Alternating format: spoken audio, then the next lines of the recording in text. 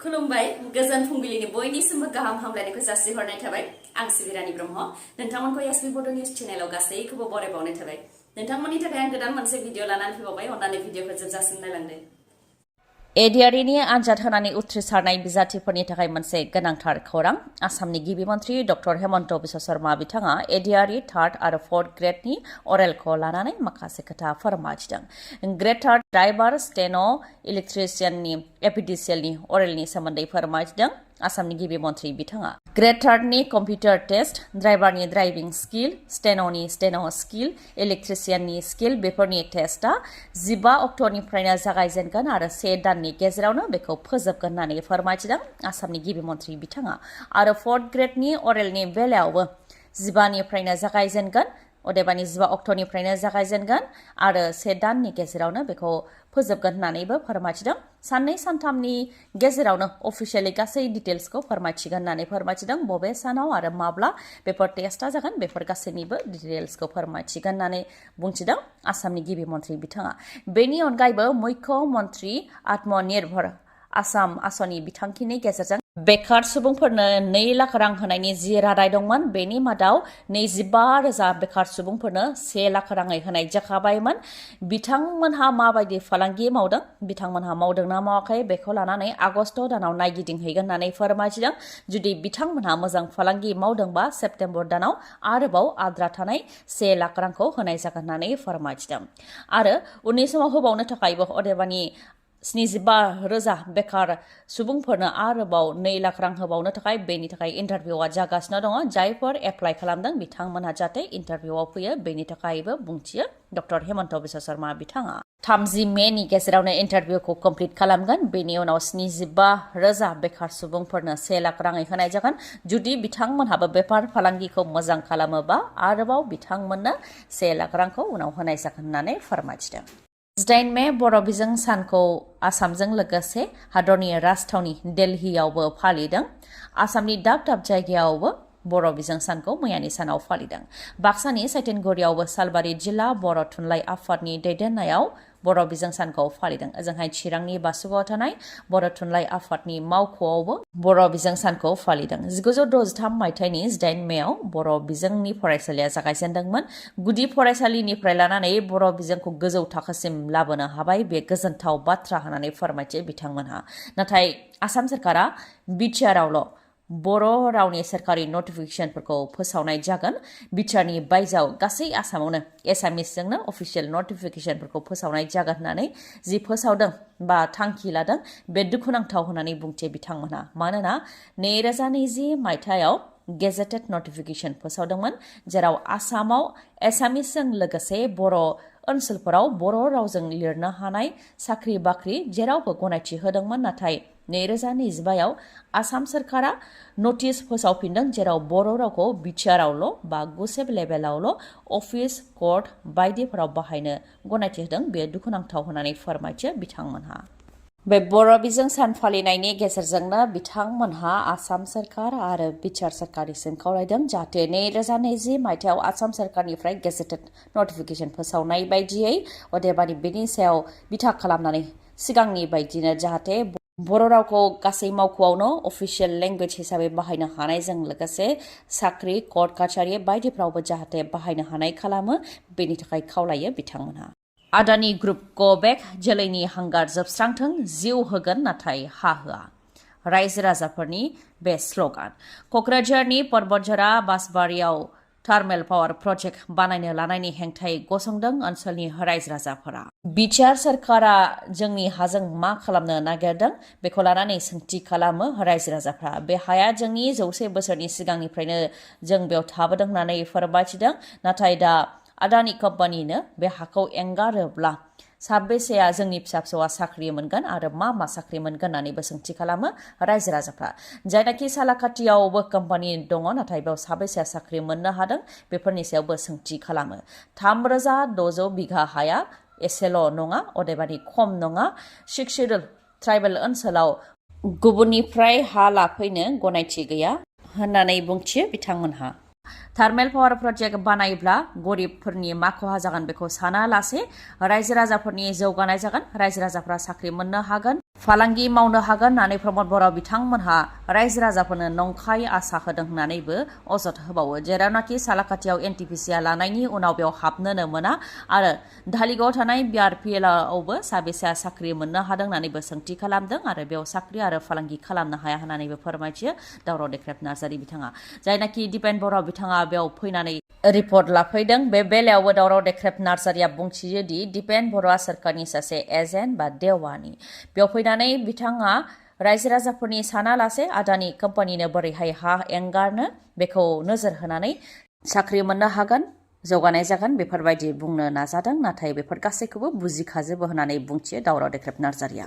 बिसायख'थियाव देरहादों सोरबा बिबानखौ लादों सोरबा माखासे समफोराव बेफोरबायदि अजद फैदों पन्चायत बिसायख'थियाव बिसाया देरहायोब्ला मावख'आव बिथांनि फिसायासो सानसे जिरायनानै मावख'खौ सामलायो बेबायदिनो रायजो राजाजों सायख'जानाय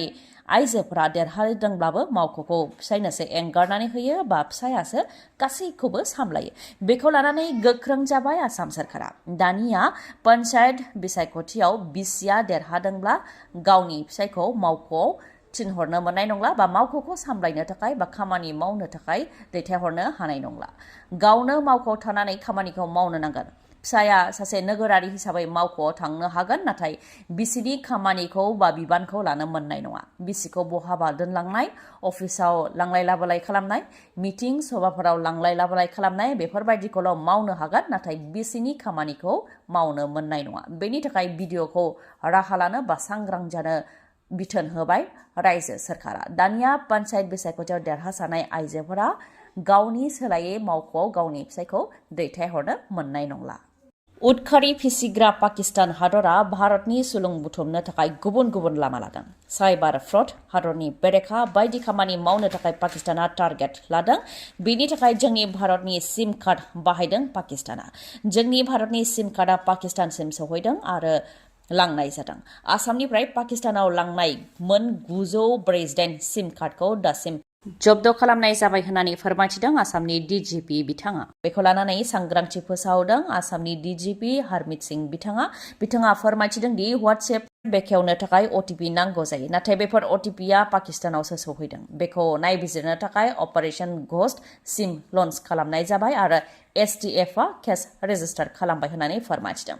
राजस्थान तेलेंगाना धुब्रि आरो मरिगावआव टीम बा हान्जाखौ दैथायहरनायबो जाबाय आरो दासिम सा 7खौ एरेस्टबो खालामनाय जाबाय आरो सा 15नि बांसिनाव सोंनाय फिननाय लागासिनो दं होननानै फोरमायथिदों आसामनिफ्राय लांबाय थानाय मोन 948 सिम कार्डखौबो हमनो मोनबाय होननानै फोरमायथिदों बेनिखायनो नाम्बारा भारतनिब्लाबो सिनाय मोनै नाम्बारनिफ्राय कल आरो WhatsAppनि गेजेरजों माबाफोर सोंहरोब्ला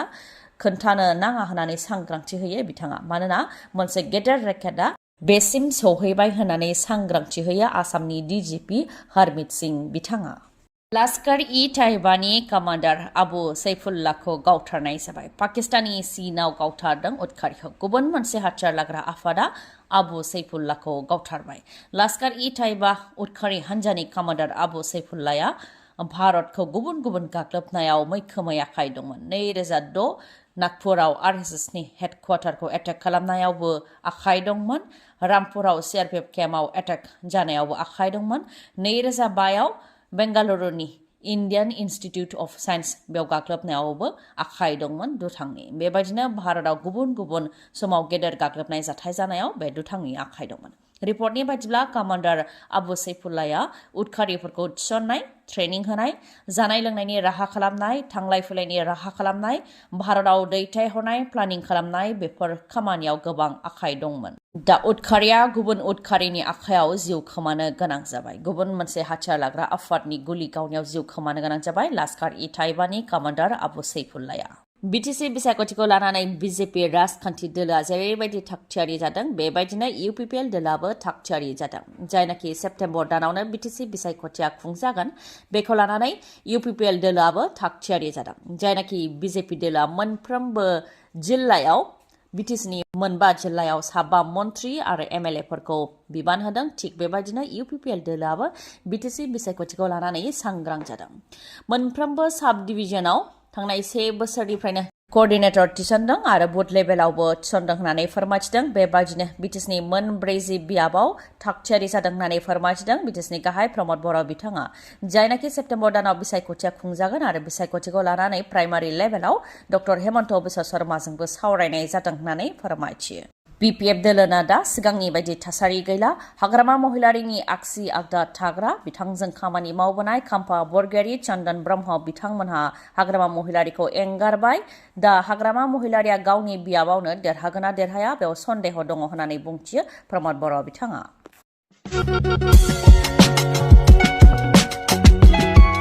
रायजो राजाफोरनि थाखाय गोजोनथाव खौरां। गोलोम बोथोरनि अफार लानानै फैदों चिरां जिल्ला काजलगावआव थानाय MMH अट' श'रुमा। अफारफोरा जाहैबाय जायखिजाया साखा खबनै मटर साइकेल बा स्कुटि बायोबा बेसेन नाङालासे सिलिं फेन गंसे मोननो हागोन। बेनि अनगायैबो गोजाम मटर साइकेल नङाबा स्कुटिखौ सोलायनानै गोदान मटर साइकेल बा स्कुटिबो मोननो हागोन। जायखिजाया मटर साइकेल आरो स्कुटि बायोब्ला बेसेन नाङालासे गंनै हेलमेट मोननो हागोन।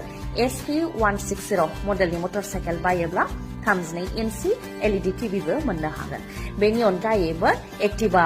110 आरो डिअ 110 मडेलखौ बायोब्ला 3000 केशबेक मोननो हागोन नोंथांमोनहा। गोरलैयैनो फाइनान्सआव मटर साइकेल नङाब्ला स्कुटिखौ मोननो हागोन आरो ल' डाउन पेमेन्ट होनानैनो जायखिजाया मटर साइकेल बा स्कुटिखौ नोंथांमोनहा बायनो हागोन। थाबैनो नोंथांमोनहा बे खाबुखौ लानो हागोन। गोलोम बोथोरनि थाखाय काजलगावनि MMH अट' श'रुमा फोसावनाय बे अफारा 5 मेनिफ्राय जागायबाय आरो 5 जुनसिम थागोन। मोजाङै मिथिबावनो थाखाय 8720957824 बे जानबुं नाम्बाराव खौरां लानो हागोन। गोजोन्थों। दिनैनि भिडिअआ एसेनोसै। गाबोन आरो गोदान भिडिअजों लोगो मोनफिनबावगोन। नोंथाङा दासिमबो आंनि चेनेलखौ साबस्क्राइब खालामाखैबा अन्नानै साबस्क्राइब खालामदो, लोगोसे लाइक, कमेन्ट आरो शेयार खालामनो दाबाव। गोजोन्थों।